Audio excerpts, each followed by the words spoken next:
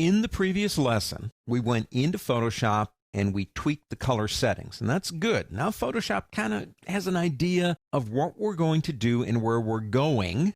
The next step is this thing right here, calibrating your monitor. Now let me go ahead and open something up while we're talking here.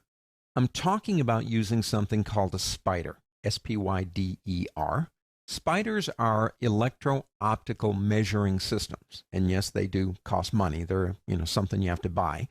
They cost about, $100 US. Now, the one I'm using, and they're all pretty similar on how they work, but I'm using a Spider Pro 4 right here. The reason I like this one is it has actually an electrical optical system in the body of the spider that measures ambient light in the room and basically controls what you see on your monitor, even based on the lighting you're using. So that's actually pretty cool.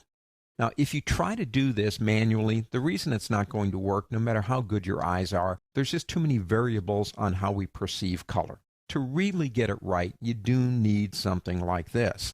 The good news is you can use it on as many monitors as you want. You don't have to buy one for every monitor. So that's kind of nice if you work in an office setting or you've got a school where there's a lot of them going on. You'll want to recalibrate about once a month. Now, some of the things you want to do, and it's telling it to you right here, like warming up your display. Now, I get up pretty early, but before I have that first cup of Java or do anything else, I turn all the systems on in my studio to give them a chance to warm up. Reach over right now and just feel your monitor.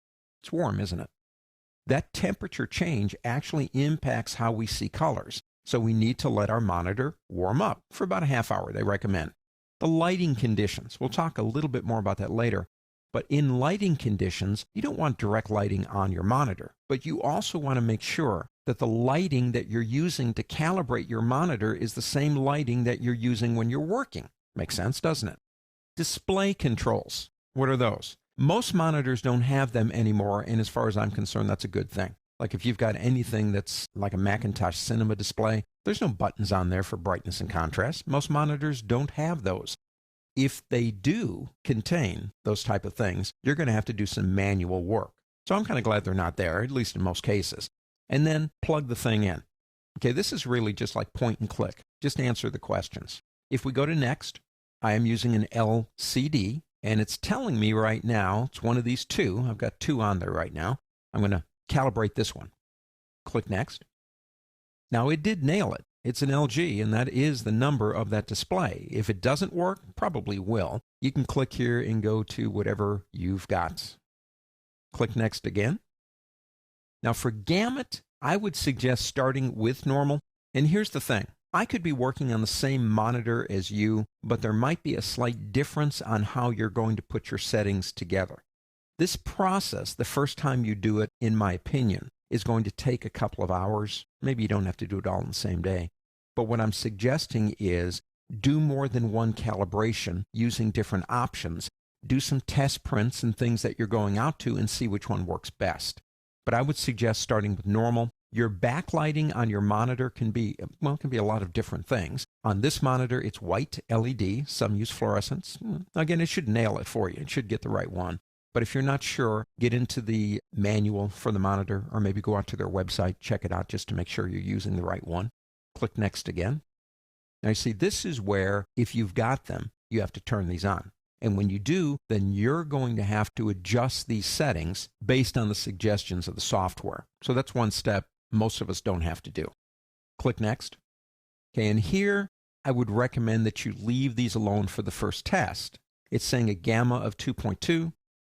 White point, 6500, which is recommended. That's kind of where white is. Native, in my case, would be the same because this monitor does use 6500 Kelvin for white point.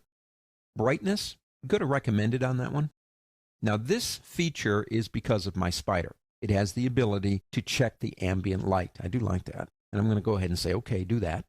It's telling me which one of the monitors I want to do. I've already got that checked on. It tells me the last time it was calibrated. Click next. Now, when I click next again, this is a step because of this spider. It is actually going to check the ambient light in the room as I'm working right now.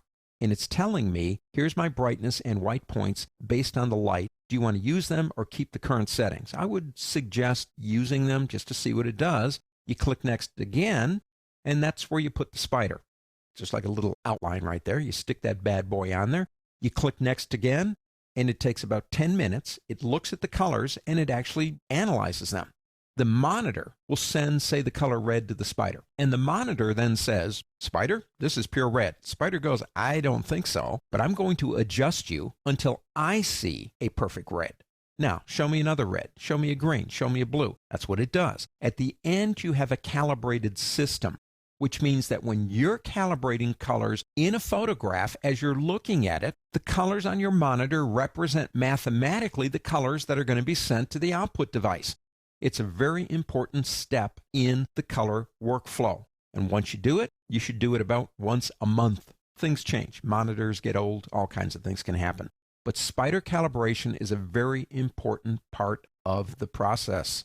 If you can do it, I totally recommend it.